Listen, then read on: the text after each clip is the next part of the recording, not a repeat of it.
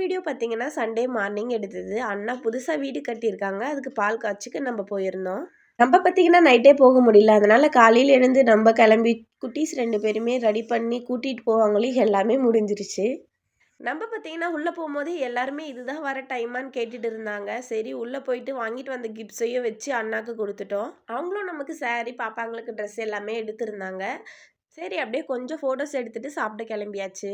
அப்படியே சாப்பிட்டு முடிச்சுட்டு நம்ம என்ன பண்ணுவோம், அண்ணா, அக்கா, அண்ணி எல்லாரோடவும் கதை அடிக்க போயிடுவோம். வீடு பார்த்தீங்கன்னா, நான் ஃபுல்லா வீடியோ எடுக்கல. முன்னாடி மட்டும் தான் எடுத்திருந்தேன். எல்லாரோடையுமே சேர்ந்து நம்ம கதை பேசிட்டு இருக்கும்போது டைம் போறதே தெரியாது.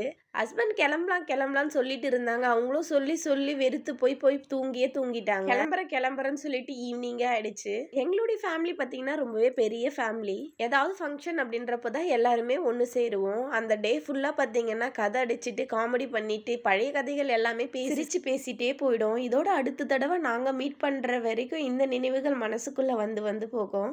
Thank you.